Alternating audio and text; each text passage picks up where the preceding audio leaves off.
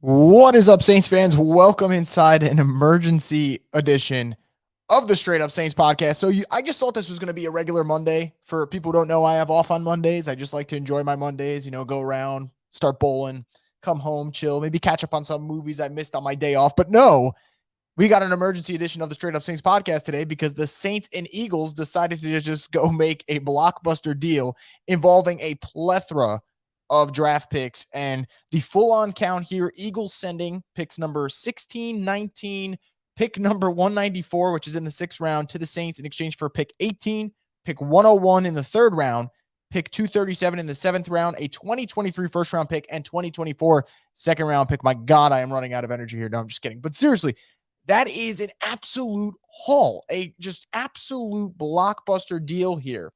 And the possibilities of what this might lead to are freaking endless. Obviously, I know you guys are excited here. And I can see from the reaction, obviously, if you have comments, throw them in. We'll talk about it. This is kind of going to be an open-ended podcast in the sense that, look, man, my guess is just as good as your guess. And I mean this. I really do mean this because there are so many ways you can go with what the Saints might do here. Could they go wide receiver in BPA? Could they go wide receiver in offensive tackle? Could they go wide receiver in quarterback? Could they take these two picks and move up and get a quarterback they may want? Remember, a guy like Malik Willis, who is considered the number one quarterback in this class, the Saints have already interviewed with him.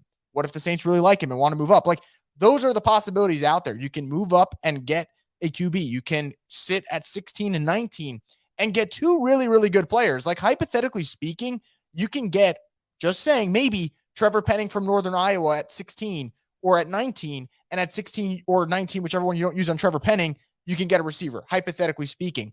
And that would really help out this Saints team. And I think that this trade actually is really beneficial from the outside looking in, because the Saints haven't been super aggressive this offseason free agency, right? They haven't really upgraded their roster the way we wanted to see them do that.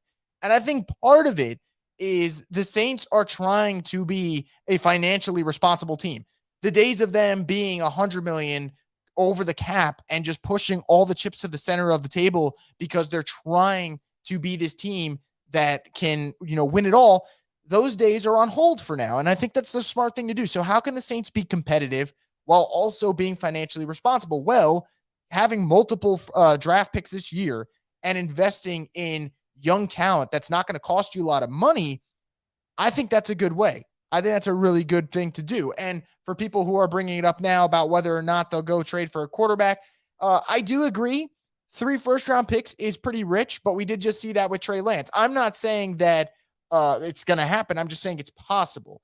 As for this hot take, Ritter over Willis, I'll talk about the QBs in just a bit if you guys want, and I'll bring up some more questions. So obviously load up the chat, and I'll get into it. But, there's a lot of people that are going to tell you this isn't a good trade. There's a lot of people that are going to tell you this is a move that's going to backfire.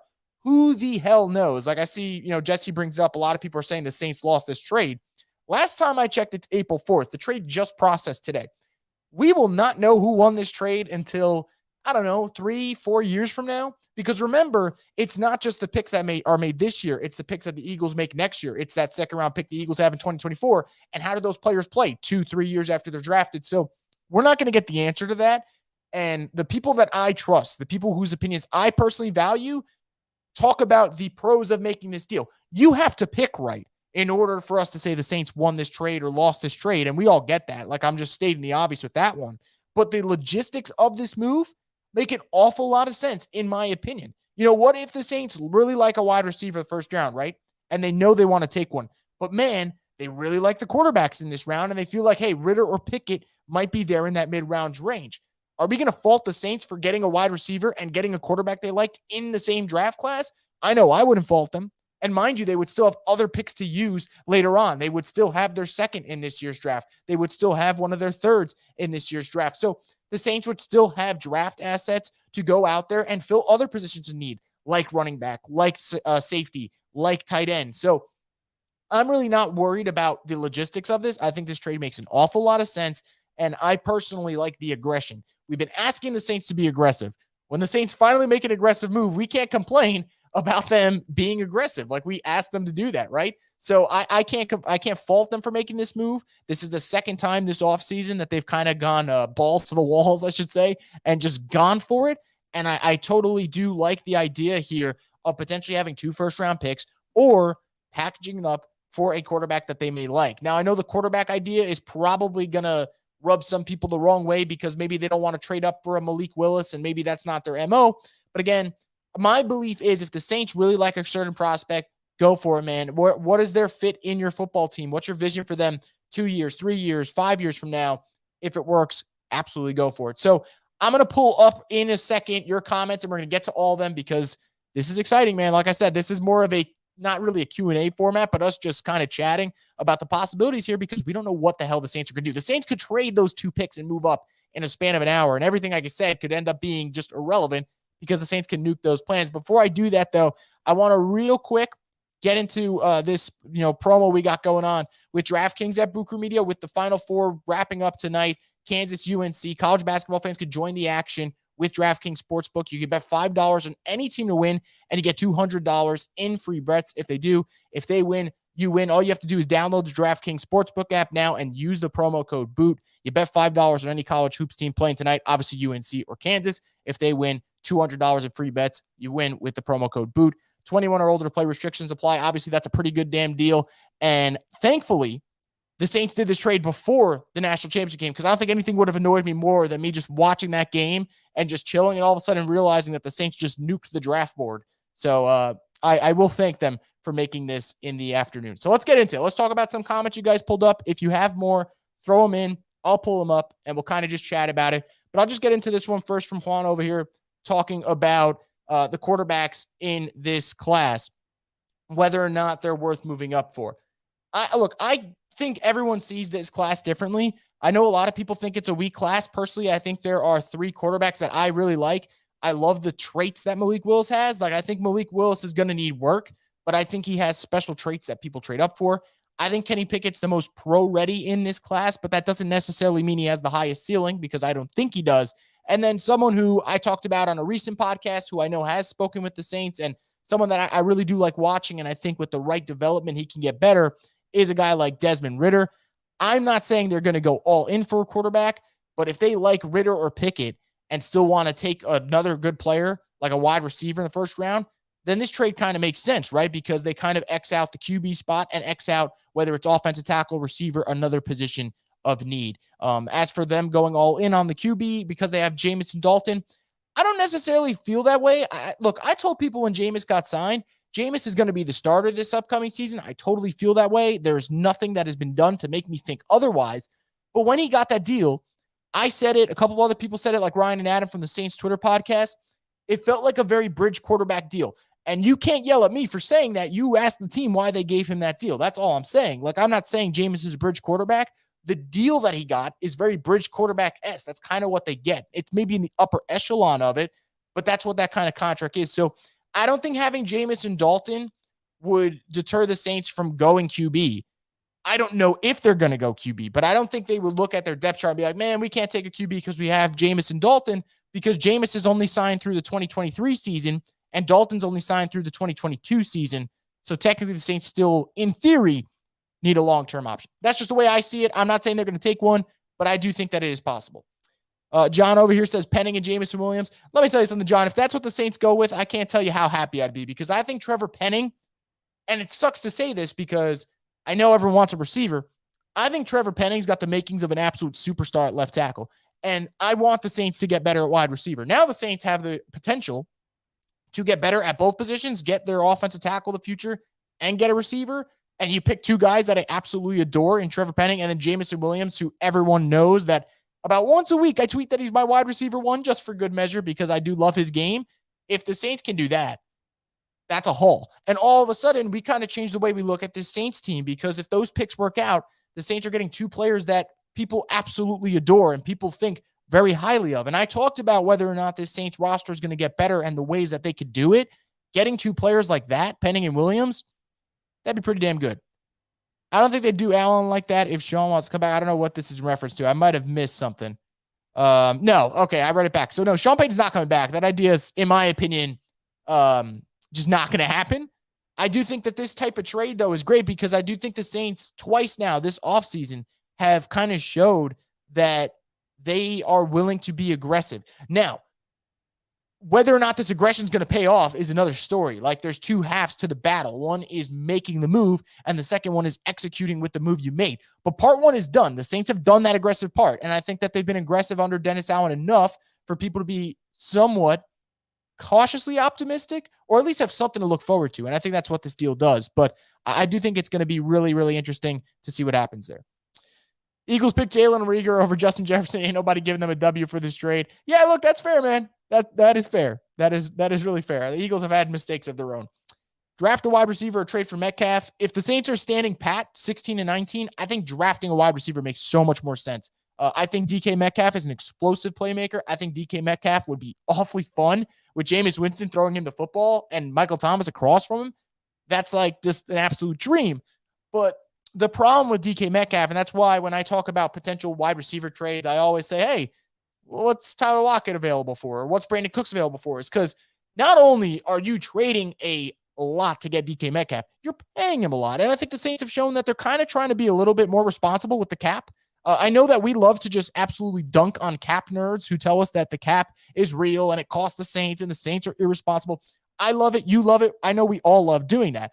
But I think the Saints are a little bit tired of clearing $75 million in cap space every year. I don't really blame them. And doing a move like this is going to help them towards, not doing that anymore. So I'm absolutely okay with this. Imagine they drafted defensive end. I thought about it. I didn't know if it was going to be in bad taste, guys. I'm curious what you guys think. So obviously you guys all refer to Marcus Davenport as 2 first. I don't do that anymore because he played damn well. I think he loses the nickname. But do we technically have another 2 firsts on our team now? I think we technically do, right? Like they did trade. Well, I don't know if it counts as 2 firsts anymore because they did trade 18 and a pick for next year. So I don't know. You guys have to check me on that one. My PFF mocks will be crazy now. Yeah, I bet. So many of you have sent me Pro Football Focus mocks, and I mostly love all of them. You guys got to change them now. And we'll see how it looks now with those 2 premium picks. I'm going to be excited. Whatever you guys send me, I really do appreciate it. Joseph says, this is probably a tough question to answer, but who do you like more, Olave or Williams? Well, that is a tough question to answer. My answer is still Jameson Williams. For me, maybe I'm biased here because I watched just about every Alabama game this past season. There's something about him. Like it just seems so easy for James Williams. Not that it doesn't seem easy for Chris Olave, because it is easy for Chris Olave. But Jameson just, for me, has that game-breaking speed and playmaking ability that I don't think anyone else in this class has when he's healthy. Now, if the Saints take Chris Olave, trust me, I will be damn happy. From one Chris to another, I think Olave is damn great. But I do have Jameson Williams in my personal rankings, just assuming that he will be healthy. I do have him ranked over Chris Olave. That takes nothing away from Chris Olave. I think Chris Olave would be a perfect fit for the Saints. He would make a lot of sense for them. They love the Ohio State lineage. He glides down the field. He has the speed, better speed than people think. And I think he's just a smart, polished receiver that really doesn't need to do that much work to become an immediate impact player. Not that Jameson needs that either. He is going to be an immediate impact player as well. I just personally like Jameson a little bit better. But as Zach said, I would absolutely love Chris Olave on the Saints. I absolutely would. Book is the expendable quarterback. We can take a QB. Yeah, look, I don't mean this to be disrespectful, so I'm going to say this, and some of you might laugh, and some of you might say this is harsh, but Ian Book, in terms of the quarterback picture right now, is absolutely irrelevant. Like, when I talk about quarterbacks, I'm thinking Jameis, Dalton. Will they draft someone? Not at any point am I kind of thinking about Ian Book and what he might do.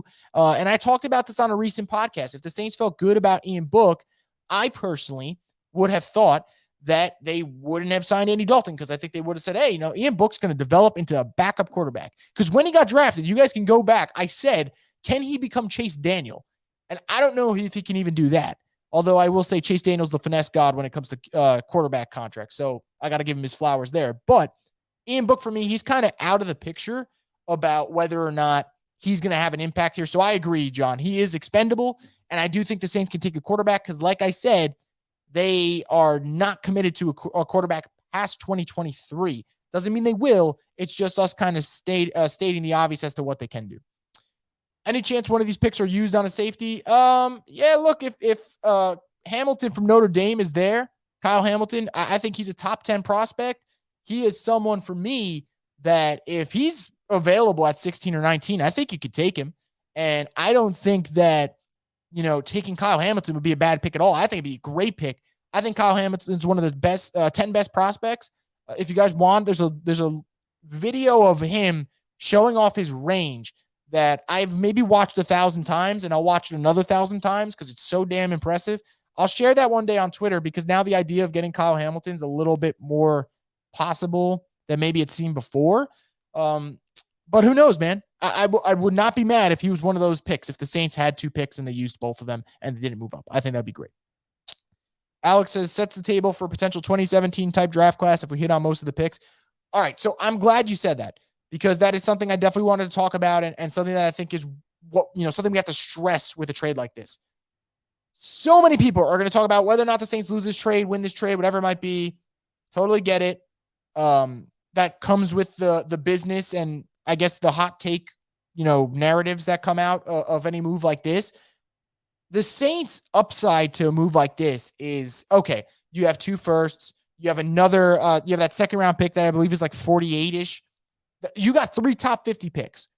You can do a lot of damage with 3 top 50 picks. The Saints have done a lot of damage in the past. Think about Lattimore, Ramczyk, Marcus Williams, all those becoming great players.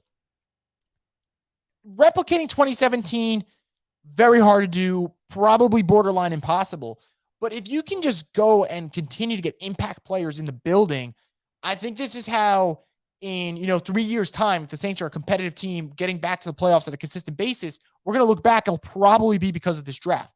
And if they don't, and they're in the shitter, and we're talking about the Saints not doing well and how they need to rebuild completely, we're going to look back at this draft and we're going to say, they didn't hit those picks, and they gave away a 2023rd, and they gave away a 2024 second in 2024.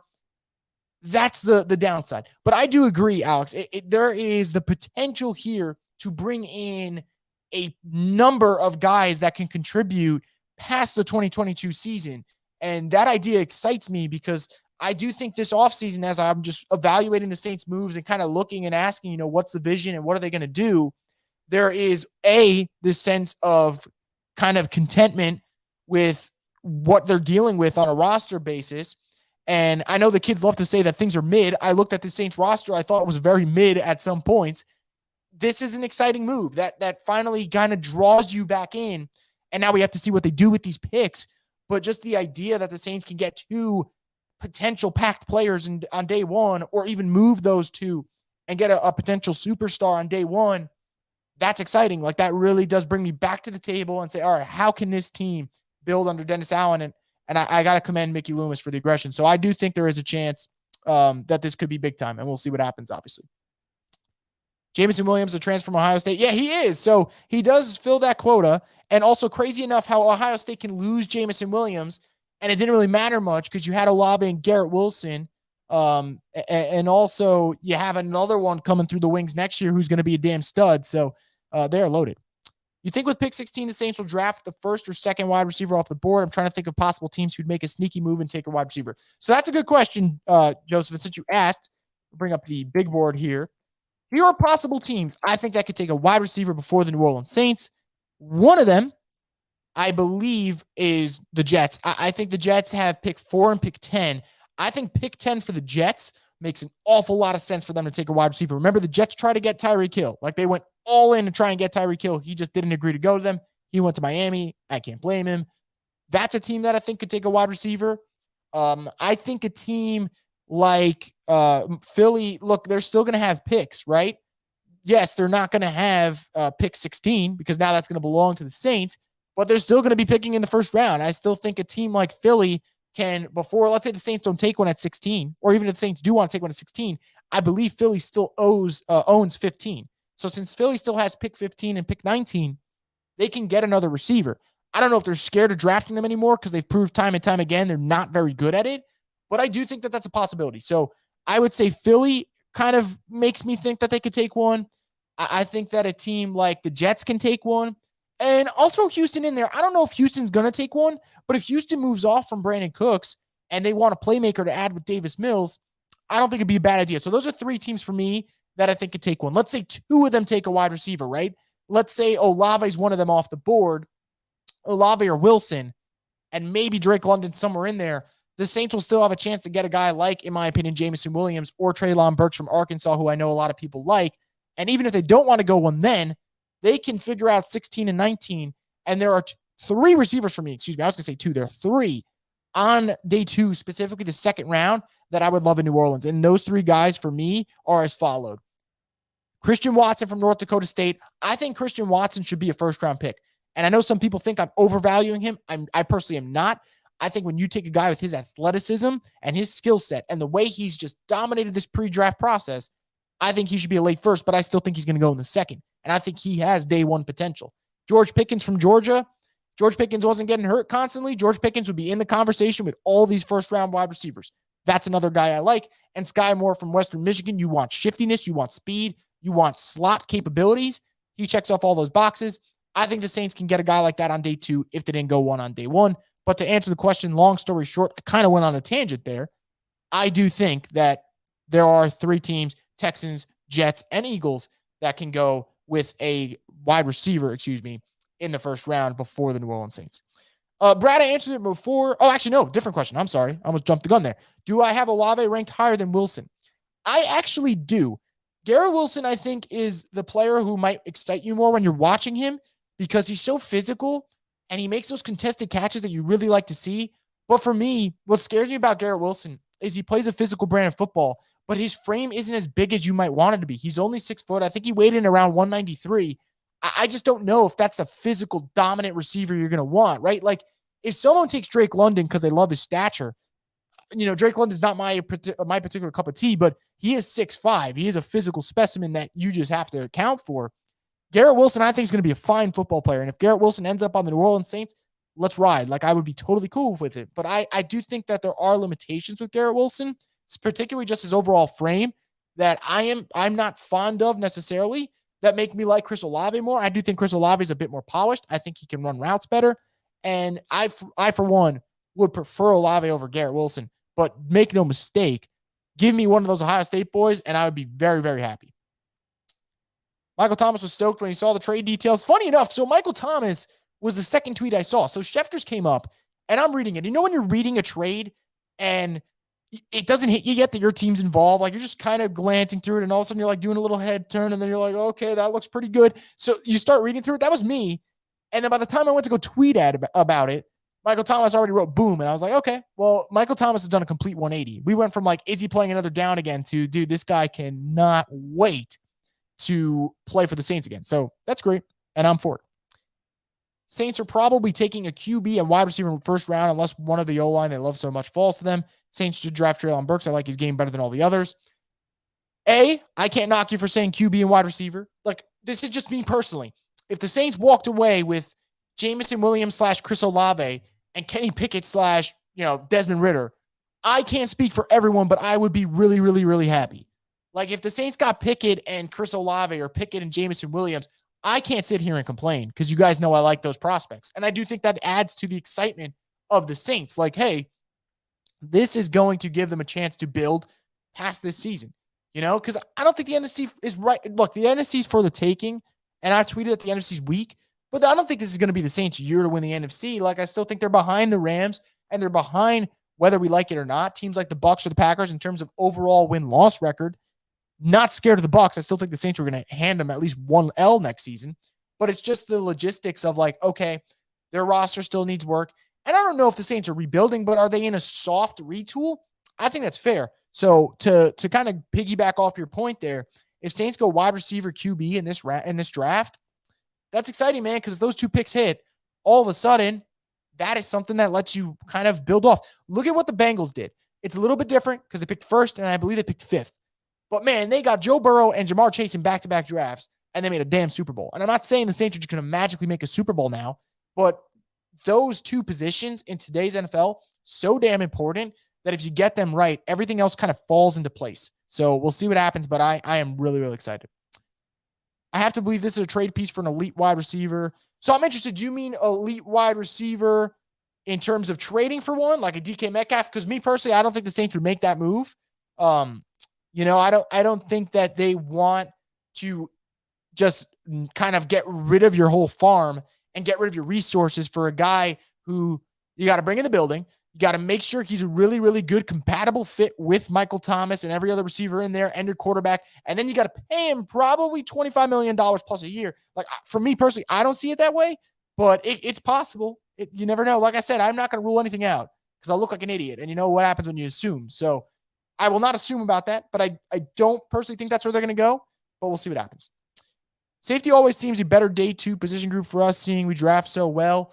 Yeah, look, it's possible. And look, and I've said this so many times, man, a lot of it comes down to what's the Saints' vision of Marcus May. You're going to hear me say that for about, 50 more times. If the Saints view Marcus May as a free safety, I am not worried about whether or not they're getting Kyle Hamilton in day one. I'm looking at maybe a Jaquan Brisker out of Penn State. Can he kind of fill that in the box safety role on day two?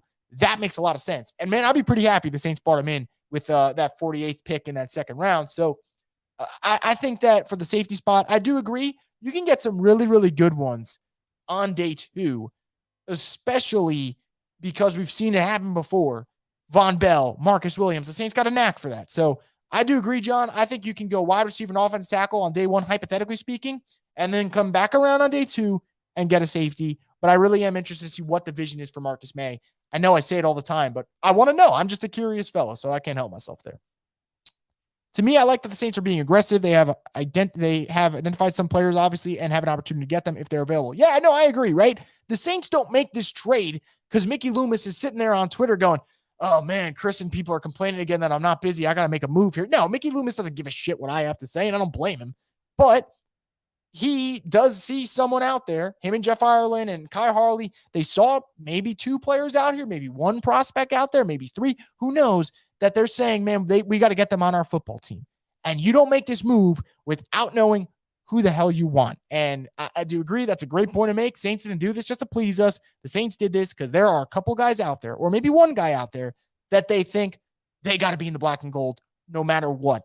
And that excites me. Just that idea excites me. And we'll see who it is.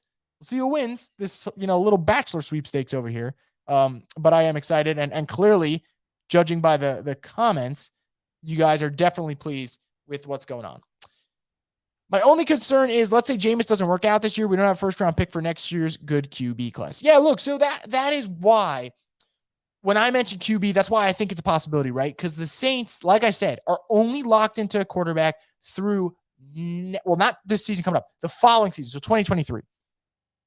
You got to know that Jameis is the answer, A, or you got to know you're taking a quarterback in this draft class to get rid of pick 2023. And it's one or the other. So if people want to tell me I don't know what I'm saying, that's totally fine. I would just reverse and say they don't know what they're saying, because the Saints are not going to go into the 2023 season with no long-term plan at quarterback. Like, that is just asinine. They did it last year. They're going to do it this year if they don't draft one. They would do it a third year. That makes no sense to me. So I do think that the Saints are either going to, A, draft a quarterback in the first round this year, or B, behind closed doors, feel like Jameis can be the answer. And it's one of those two, and it's nothing else. There's no option C here, because guess what? If the Saints don't think Jameis is the answer, and the Saints don't want to draft a quarterback this year, well, guess what? Jameis would be going as a lame duck quarterback into the 2023 season with the Saints not having a first-round pick in 2023. That is how you become a bad football team. So I do think the Saints have a plan, and I do think the idea of next year's quarterback class is awfully intriguing. But I will say this. Everyone's talking about C.J. Stroud and Bryce Young, and I get it. Like, they are exciting. I think C.J. Stroud is going to be the first quarterback taken off the board next year. I think C.J. Stroud is good enough to be the number one pick next year. I don't think the Saints, no matter who's quarterback next year, are going to be bad enough to pick in the top three. They're just not going to be, because their defense is going to be competitive, and they're going to play, worst case, as we all know, a 7-10, 8-9 brand of football. That's just how they are. And anything over that would be great, but that's kind of the middle ground for a team like this. And I don't think they'd be able to get a C.J. Stroud anyway. And Bryce Young, look, the complaints people have about Bryce Young are complaints I've heard about other quarterbacks before. And I wouldn't be surprised that next year's, just be careful of who we think looks great now, because things change on the dime. I remember last year we were talking about how Spencer Rattler was going to be a first-round pick, and this man had to hit the transfer portal and go to South Carolina. And I wish him well. Maybe that move works out for him. And even Sam Howell, first-round pick. Well, he's probably not going first round anymore. And Keaton Slovis. Everyone liked Keaton Slovis out of USC, although people got to stop getting fooled by USC quarterbacks. He transfers to Pitt. So I do think like the idea of like, man, they're going to miss out on the 2023 QB class. Maybe it's totally possible, but we don't know, man. Things change on a dime in the NFL. And it is possible that two, maybe three of the guys next year that look really attractive, all of a sudden they don't look like great prospects anymore. So it's possible. It is possible. Just happy there was some Saints news has been dry other than the PJ news. You know, Zach, you bring that up. And when the PJ Williams news broke, I was so excited. And I saw some people like, they messaged me. They're like, man, you're not actually excited that PJ's back. I'm like, yeah, I am. And they're like, that's sad. And I was like, you know what? You're probably right that the PJ Williams news was the most exciting news the Saints had this offseason in terms of player movement. But you know what? I'm going to take what I can get. And you guys know I love PJ Williams, so I'll be taking it. Olave and Penning. Yeah, it looks like that seems to be like kind of the consensus for you guys. A lot of Trevor Penning, a lot of Chris Olave, a lot of Jameson Williams. And some of you, like Dustin, going the actual Saints route here. Toby Fould getting 2 offensive linemen. I think that would be the day that I'd get off Twitter. I told myself there's a lot of times I wake up and I'm like, do I want to get on Twitter today? I think if the Saints hypothetically, and it's not going to happen, hypothetically use their 2 first-round picks on offensive linemen, I'd probably just log out on Twitter for about a week. It would just be an absolute madhouse. Jets meeting with Chris Olave today. Yep, they are. And there will be many other teams that do so, and I do not blame them. I wonder if they went to get 2 first rounds to use those maybe to trade for elite wide receiver if available, like Metcalf. So someone asked that before. It's not a terrible ask. I think it's just a dumb trade for the Saints if they were to do that. And the reason I say that is the Saints are not a DK Metcalf away from being a Super Bowl contender, right? Are the Saints potentially 2 really nice prospects from hitting away from getting back on track? I think the answer to that question is yes, more than getting DK Metcalf and becoming an instant contender. And I think if the Saints were to mortgage so many picks, they would be trading pick 16, pick 19, technically, in theory, a first-round pick next year, a second-round pick in 2024, all that to kind of get a DK Metcalf. I don't see it. I think that's not going to happen. If it does, all right, I'll obviously have to just reassess the situation. But I don't think the Saints would mortgage so many picks for a DK Metcalf. It just doesn't make enough sense to me personally. Atlanta takes a wide receiver. Look, if Atlanta takes a wide receiver at 8, man, I'm gonna laugh, and I'm gonna laugh really damn hard because the Saints get shit on from people when they make mistakes. The Falcons got rid of Julio Jones, drafted Kyle Pitts at 4 when they knew that they were going to get rid of Matt Ryan eventually. So they could have got a long-term succession plan, Justin Fields, Mac Jones, whichever one you want to pick. They went with Kyle Pitts at 4. And guess who was taken after them? Jamar Chase. And guess what? If they were to skip on Jamar Chase and then go wide receiver next year, when all these wide receivers I really like, I don't think any of them are going to touch Jamar Chase. I think Jamar Chase is so damn special.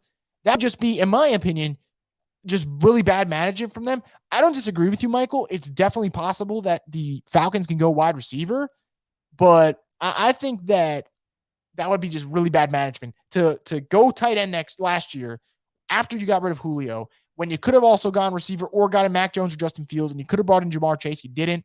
I find that odd. Khalil Shakir from Boise State would be great if we have to wait until after day 1. Yeah, look, I'm telling people, man, you want to talk about all these day 1 guys, and I love all of them. But you look on day 2, and whether it's Shakir, or whether it's Christian Watson, or whether it's Jalen Tolbert, or whether it's Sky Moore, or George Pickens, or Alec Pierce from Cincinnati, my God, there's a lot of good wide receivers in this class. So I'm not going to worry. I think the Saints are going to get one. It just matters when, day 1 or day 2. Teams will take a wide receiver: Jets, Washington, Falcons, Eagles, Chargers. I agree on Jets. I am half and half on Falcons. I'm half and half on Washington. I do think Drake London for Washington makes a lot of sense. I agree on the Eagles one. I do agree on the Chargers one. I think the Chargers are either going wide receiver or they're going Jordan Davis from Georgia. That's kind of how I feel about that. Both picks for 2022. Yep. Both picks 2022.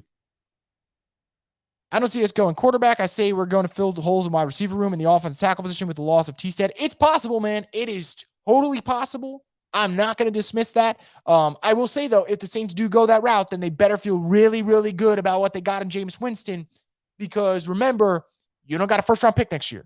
So if Jameis didn't play well and you didn't draft a quarterback and all of a sudden you're like, oh, my God, what are we going to do? Well, you can't draft one in 2023 unless you're willing to get rid of all your 2024 picks, which, mind you already just got rid of a 2024 second. So it's one or the other. Either the Saints feel really, really good about Jameis Winston, or one of these first-round picks is going to be used on a quarterback. I just think that's possible. I do think that's possible. Chance for double dip at wide receiver. I'm going to say no, but man, wouldn't it be funny, man? Like the last year and a half, we've all complained about wide receiver, me more than most. Would be comical if the Saints were like, you want wide receivers? Here, take two of them. And that would be funny. It would be funny. And it would really liven up the offense. I'll tell you that. I wouldn't complain about it, but I do think getting rid of a first to double up at the position seems a bit odd. One wide receiver, totally for it.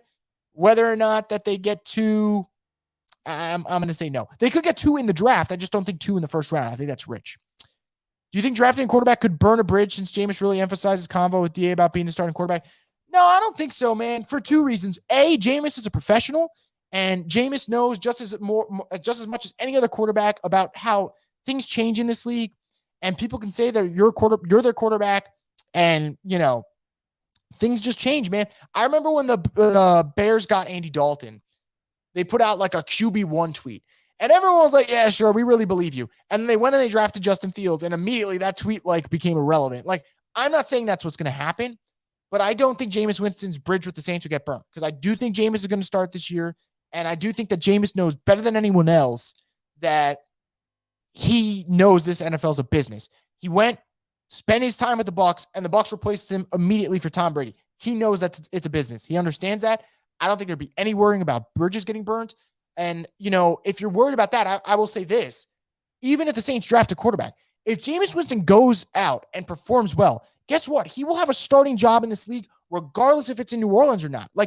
It's all up to him. No matter what the Saints do, that can't change his mindset, because if Jameis Winston plays well, Jameis Winston will have a home in the NFL for a very long time. So I do think that he has to kind of block that out, and I don't think he can let him affect him, because if it does affect him, man, I think that it's going to start. It's going to affect his own play. So I wouldn't worry about that. Jameis is a pro's pro. I don't think it's going to be a problem if they were to do that. Do you think doubling up on picks in the first mean the Saints are trying to make a push to contend in late January? Look, in theory, that would be great, right? But I do think a move like this is a move that you make because you think it's going to get you back on the right track to where you were 2 years ago, 3 years ago. When you either double up on first round picks, you're either taking two premium players that are going to be kind of, what's the word I want to use? Kind of foundational pieces of your roster, or they're going to be moving up to get that building block that they desperately want. So I don't think it's about this next January. I think it's about all the Januaries that follow. And I know that's kind of a loophole of me saying that, but that's how I truly feel about a move like this. I think you make this move with the intention that, man, we're going to go back to being a perennial playoff team, not just a team that is going to compete and hope that we can make wild card weekend by winning our final game and a team losing theirs. I think it's all about the Januaries to come, not just the 2023 one. Do you think we use these picks as capital trade up in the top 10? I think it's possible, Ben. I think it's a great question. I think it's on the table. That's what I will say. It's on the table for the New Orleans Saints. If they want to make this move, they can go do it. They have the luxury. They have the assets. I think it's possible. I do think it's possible. Now, do remember, if they do make that trade, then all of a sudden you are really, really putting all your eggs in one basket, because that's 2 firsts this year, next year's first, 2024 second. So you got to be damn sure about what you do here, whether it's keeping the 2 picks or just going for one player and moving up again. How does the potential Sean trade next year affect the willingness to trade it first next year? You know what, man? That's shame on me that I didn't bring that up, and kudos to you for bringing that up. I don't know if that affects the Saints mythology, but I do wonder if the Saints in the back of their mind are like, if Sean Payton comes back, we're getting picks. We're getting picks for Sean Payton, even if it's just 1 first. So hypothetically speaking, that is a really good point. I'm going to keep that on the back burner in my mind. I don't know if the Saints know for sure that Sean's going to come back immediately next year. Ideally, he does, right? A lot of people say, I don't want Sean back. I want Sean Payton back so the Saints can get some draft picks for him before he comes back, 4 years from now, and they get nothing for him. So I would take him coming back to the NFL so they can go get picks from someone else. I think that would be great. And mind you, if Sean does come back and he plays somewhere else, they are going, in my mind, to get at least a first, whether that's 2023 or 2024. That would give them more ammo again. So that is an excellent point. Thank you for bringing that up. Seriously, thank you for bringing that up. Yeah, no, absolutely. So I'm going to pull this up here for Masked Up Podcast over here. If you guys want more Saints content, seems like he's doing it. Go give him a follow, man. I'd love to shout him out right there. I've watched Matthews likes like a hawk, and he wants to be in NOLA. Yeah, I think so. I've listened to enough Tyrann Matthews stuff to think about, whether or not he wants to come here. And I think that he probably wants to come here. Now, I don't know if that's going to happen, but it sounds pretty interesting. Do you think our free agency period is over after this trade? No, I disagree. I think that the Saints are kind of waiting it out. This is the awkward phase of free agency where people are overvaluing themselves and they think they go for more than they should. And I get it. Like, that always happens. But when this does go down and you get in a situation where guys like Jarvis Landry are asking for $20 million a year, you got to wait. You got to let the storm kind of calm down. And then you go get veterans that can play a role this year while out without crippling your cap. So I think that they will find a way to add some veterans to their roster for the right price. Just right now is not the right price. So we'll see what happens. But I do think that they will add. I would draft a wide receiver with both of those 2 first rounds. I would not. I respect your aggression, but I wouldn't. I think the Saints got too many holes to go wide receiver. But I do want one to be a wide receiver if they keep both. The only way I see that happening is because I believe they know Sean is coming back and will be traded for at least 2 third picks if someone really want him as a coach. I don't know if they'll get 2 or 3rd first round picks for Sean. I kind of hesitate towards how many they can get. I do feel really good about them getting 1. And that does make it interesting as for, hey, do they feel like we can get rid of these picks because we're going to get them back in a Sean trade? Maybe, but we'll see what happens. And I will throw that out there. If you really, really want a Sean trade to go down, you want a desperate one, I would look at the Chargers next season. The Chargers don't make the playoffs. I think they're going to move on from Staley because they have too much talent to not make the playoffs next year. And in a division that has the Chiefs and has the renew look Broncos with Russell Wilson and has the Raiders now adding Devontae Adams, Chandler Jones, and those boys, they're going to need a head coach if they miss the playoffs. And ideally, you want to trade Sean Payton and get him out of the NFC. So I think that'd be pretty good. Crazy how 2 weeks ago, these picks were on the edge of being sent to the Texans, and now we're sitting here. Yep. Like I said, man, NFL turns and moves so quick. Just when you think you know something, everything changes. That's why I sometimes just try to keep a very speculative take on things, because I could say one thing today. I could tell you guys, I want Jameson Williams and Trevor Penning. And I could wake up tomorrow and the Saints can trade those 2 first-round picks. And I'm like, okay, I need to rechange how I focus. Just hopped on. Who you guessing me grab at 16 and 19? The way I see it, I think one of them will be a wide receiver, and I think the other one is going to be maybe a guy like Kenny Pickett. I'm not saying that's definitely going to happen. That's just the way I think it could go down. I just think the Saints are making a really big gamble here to move those picks if they don't like a quarterback at one of those spots. Ideally, though, if you want the perfect world scenario, it's the Saints feel good about Jameis and go Trevor Penning and a wide receiver, because that would let them be the most competitive football team this year. But if I'm kind of looking ahead and saying, I don't know what the Saints feel about with their quarterback situation, then maybe one of those is a QB and the other one is wide receiver or offensive tackle. But if I told you what I really wanted, I'd probably pick a wide receiver with one of those, and I would maybe go QB, because I think the Saints really got to lock this thing down, but we'll see what happens. But I think that it's QB, offensive tackle, wide receiver. Those are the 3 positions I'm looking at. If they go defense, it better be Kyle Hamilton slipping, or else you kind of look a little ridiculous to use one of those on like a who am I thinking of? I guess like a Jordan Davis. I think that would frustrate Saints fans if they did that. I don't think they will, though. They will not draft a QB this offseason. It will be offensive tackle and receiver. I mean, we don't know that. It's very possible. And I do think that the Saints have a chance to go wide receiver and offensive tackle and just build around the QB spot. And I think, like I said, that would be the best for this year's Saints team. I don't know. And I really am questioning what they're thinking about with the quarterback room, because the quarterback room does have a couple question marks, and I'll get to that in a second. Now that we moved on from Taysom at QB, do you think Taysom will leave to try and get a job one day? No, I don't think so, man. Taysom's getting paid well. He's going to play tight end. I still think they're going to do QB power, man, because who the hell is going to stop that in short yard situations? So if it didn't work with the Saints under Sean Payton, where is it going to work would be my question. And I think sometimes the grass isn't always greener on the other side. We all know that. But more importantly, the Saints have treated Taysom Hill better than any other team would treat him, in my opinion. And I think he's got to know that. I think he's got to know that his best spot is right here in New Orleans. Why would the Saints draft a QB where you need to build around Jameis? We just showed we're trying to win now. You'd be sending the wrong message to your team. It would be a bad move for DA. I disagree that it would be sending the wrong message, because A, the Saints do not have a bona fide star at QB right now. B, I think Dennis Allen knows more than anyone else.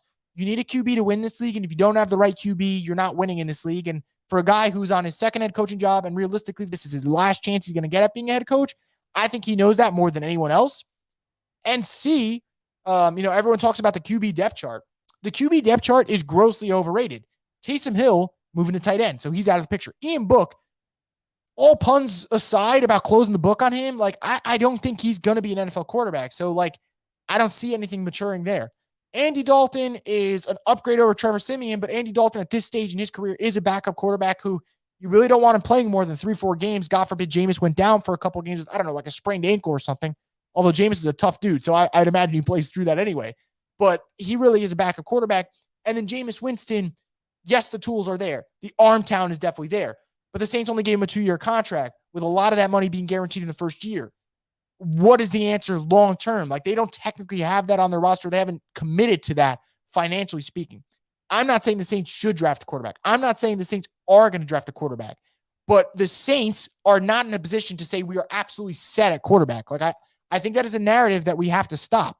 And if the Saints come out here and don't draft a quarterback and they get wide receiver and offensive tackle, and they come out here and next season you see Jameis Winston playing damn well, the conversation's over. It's over. We shut that down. But until we see that, we have to wait and have some type of pause. Because if you go into the draft assuming the Saints aren't going to take a quarterback, and the Saints do take a quarterback, you're going to be pretty damn pissed. And I do think that there is some pause as to whether or not they are definitely pleased and content with this room. And they've done their homework on Malik Willis. I know that for a fact. They've done their homework on Kenny Pickett. I know that for a fact. I know they've done their homework on Desmond Ridder. I spoke to him last week about the Saints. He said they were high up on his list in terms of teams he spoke to. Doesn't mean they're taking any of them, but the Saints are putting a lot of homework into this quarterback class, and the Saints just traded up to get another first. I'm not saying it's happening. I'm just saying that if you guys don't think it's a possibility, I think that's just a little naive, because I do think that the Saints really, really do have work to do, offensively speaking. Holes at wide receiver, holes at offensive tackle, holes at tight end, need another running back. But more importantly, all those positions, if the Saints don't feel great about their quarterback room, then those position needs all of a sudden get high into a 12. So we'll see what happens. I would be ecstatic if the Saints go Trevor Penning and Jameson Williams, Trevor Penning and Chris Olave, or even throw in another offensive tackle like Charles Cross from Mississippi State. I'd be pleased with him for sure. He is a gamer. So there are options there, but I do think that they could go quarterback. I think it's a possibility. So this isn't me saying that's what I want. It's what is on the table, because the Saints have so many moves they've made this offseason have left that door open. That's just the way I see it. Does not mean that it's going to happen. How much do you trust Mark Ingram as the number 2 back, or will we look one in the draft? I think they need another running back. I don't care if it's a Kyron Williams. I don't care if it's Devontae Price from Florida International. Ideally, my guy is James Cook out of Georgia. I think he's a great fit for the Saints. I think he would fit in perfectly with Alvin Kamara.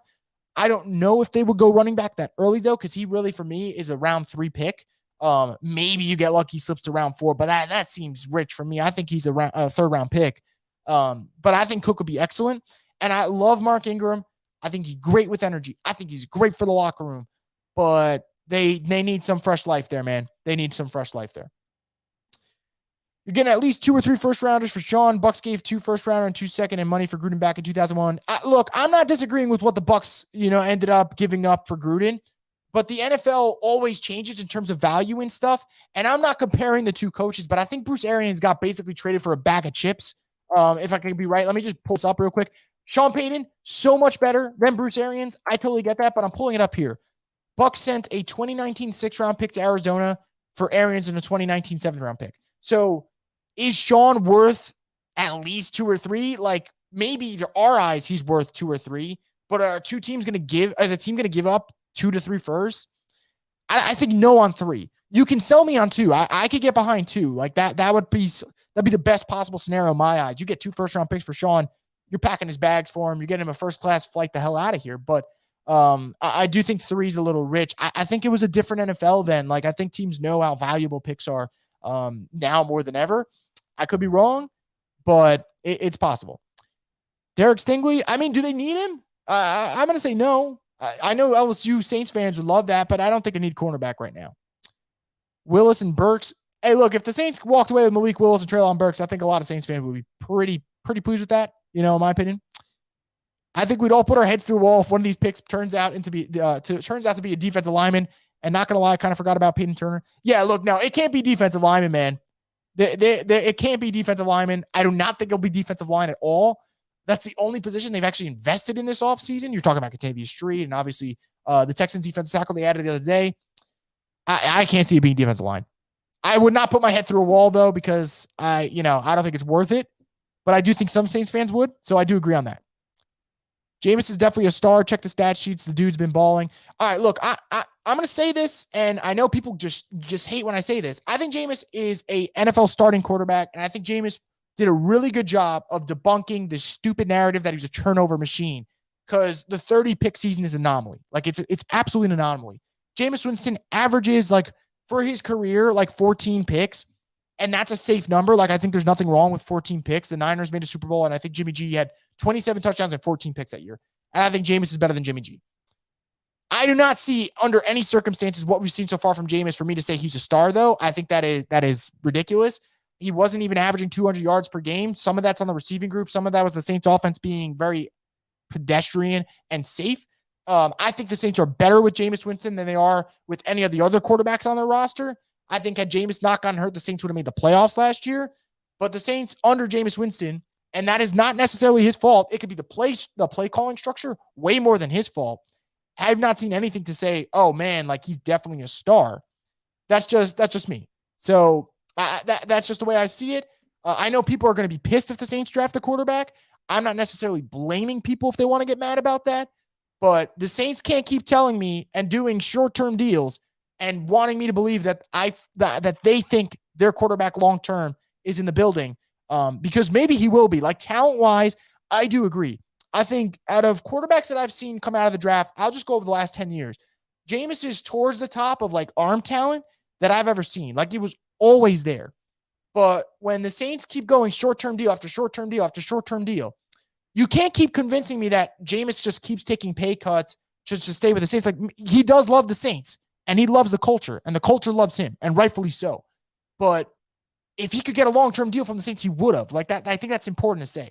So I have no problem if they want to go all in and build around Jameis. I think it would make this season very fun. Like, if the Saints go wide receiver and offensive tackle, we're going to have a blast watching the season probably, as long as people stay healthy. But they can't keep telling me one thing and showing me one thing and saying it's another. I wasn't born yesterday, so the Saints can't keep doing these moves at the quarterback spot and expect me to think that I believe them, because I don't. Like, they've done it too many times where I'm just not going to believe them. How to hop on the YouTube live instead of Twitter. So many comments can pop up. With that being said, Jameson at 16. Hey, look, man, I'm with it. If the Saints get Jameson Williams at 16 or 19, sign me the hell up. I think he's my favorite prospect to watch. I just think he's so damn explosive. And I think the Saints obviously need a wide receiver. And I think with Jameis Winston's arm, you're talking about a guy downfield that you're just going to utilize. That's it, man. That's absolutely it.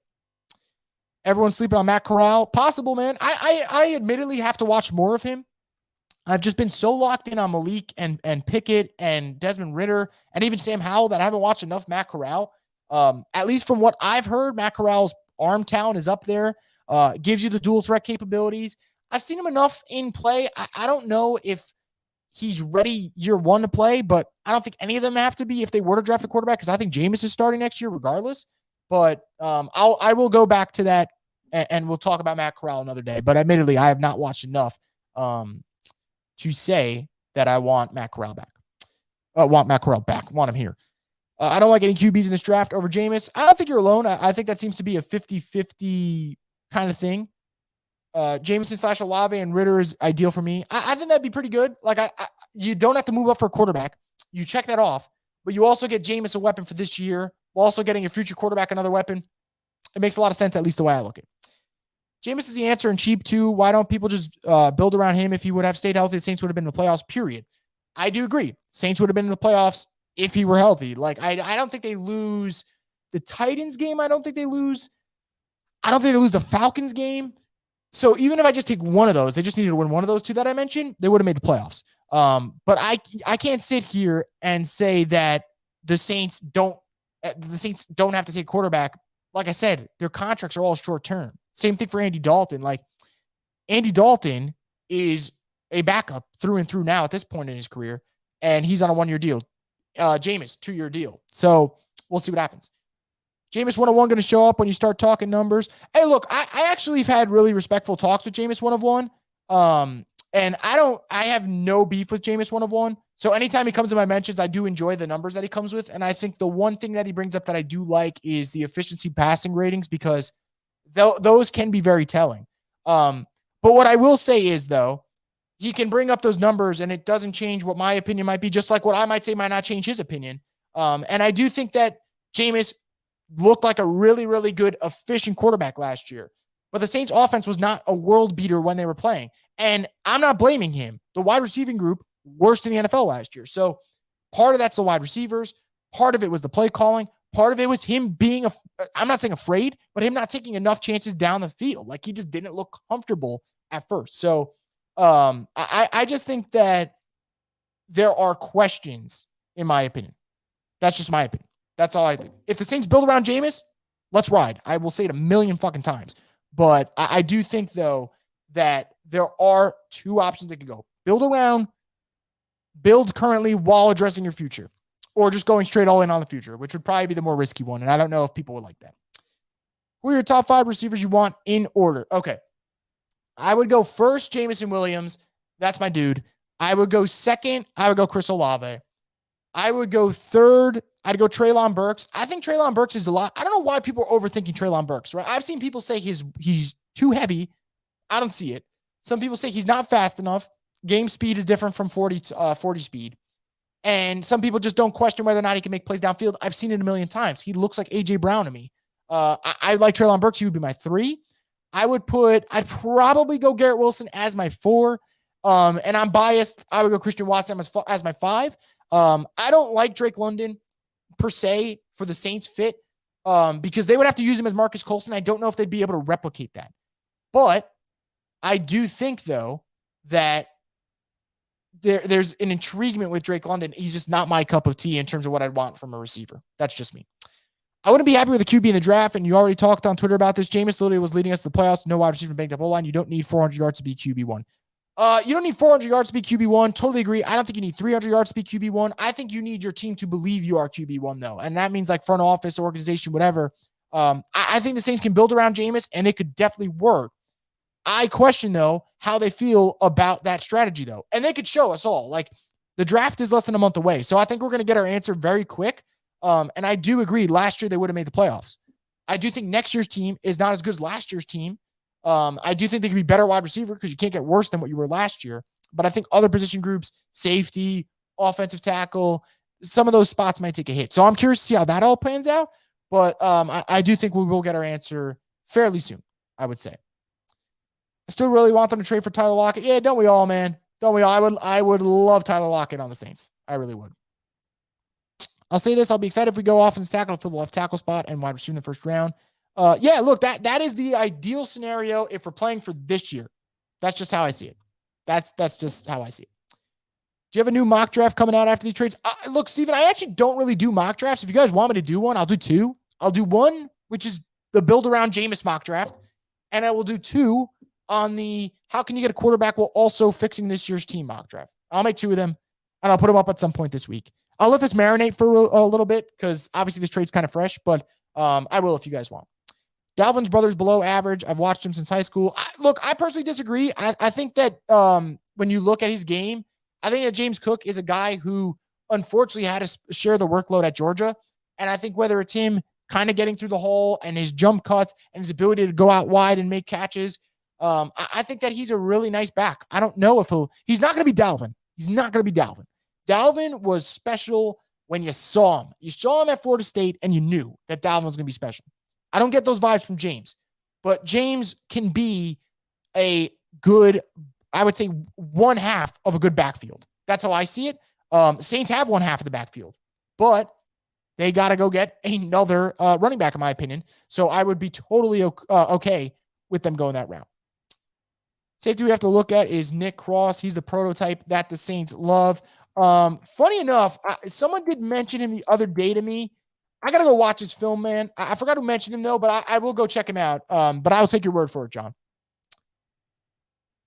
What do you think is the holdup with Honey Badger? I'm not even as excited as anyone else, but he certainly fills a hole and seems like he really wants to come. I think it's twofold. I think part of it's the money, and I think part of it, on the other hand, is, what's the Saints' visions for their safeties, right? If Marcus May is the box safety, then I don't think you need Tyrann Mathieu as much. If Marcus May is your free safety, then I think Tyrann Mathieu does make an awful lot of sense. But what if the Saints don't want to commit to talk about, whether or not they want to invest long-term money into Tyrann Mathieu? So I think a lot of it has to be money, but I do think the fit is important, right? Because if Marcus May is what the Saints view as, their other safety spot as a strong safety, then maybe they don't really want to bring Tyrann in. But if they view Marcus May as a free safety, but they really don't want to spend a lot of money on Tyrann past 2022, then that becomes tricky. I'm with you guys. I would like to see Tyrann Mathieu in a Saints uniform because A, I want the Saints to get good football players on their team, and B, the reunion would be cool, and they need safeties. But I do think that's a little bit more complicated because the financial part is just as big as anything in this, but also they are shuffling the hell out of this secondary spot, right? Out goes Marcus, out goes Malcolm, in comes Marcus May, in comes Daniel Sorensen, although I would imagine he doesn't have a huge role on defense. And then obviously staying is PJ Williams. So a lot of shuffling, not sure how it's going to go down, but we'll see what happens. It's going to be really interesting. So I've been on here for an hour, and that's what happens when you start rambling and having fun talking to you guys. And obviously, you guys have kept me awfully entertained with all your comments. But I'm going to wrap it up at this point. We've gone through a lot. If I didn't answer any draft-related questions, I will get to them on Twitter. Just hit me up, and I will get to them. Last question here. I'll end it on this one. Do you see us paying CD the bag that he deserves next year? Maybe. I love CD, man. I hope they keep him. I don't know how much they want to pay for a guy if they only keep him in that slot role, because you can't pay. I wouldn't pay more than like $10 million a year for a slot corner. That's a lot to pay for a slot corner. But hey, if they, change his role, or he costs what I said, like $10 million for a slot, I guess let's do it. But I would love CD to stay, but we'll see what happens. But that's going to do it for this edition, guys, of the Straight Up Saints podcast. I can't stress enough. Really appreciate you guys coming in. Anyone who has continuing conversations, just hit me up. We can continue DM, Twitter replies, whatever it might be. Obviously, I'll be talking about Saints all day. But again, thank you so much for coming in. Thank you for leaving comments. I love chatting with you guys. I hope you enjoy the rest of your week. So excited to see what's next for the Saints. Could go to offensive playmakers, could move up. There's so many possibilities, and it's all possible because of this trade that they made today. And we'll see if it all pays off in the end. But that's going to do it, guys. As always, keep it plugged in to the Straight Up Saints podcast, the destination for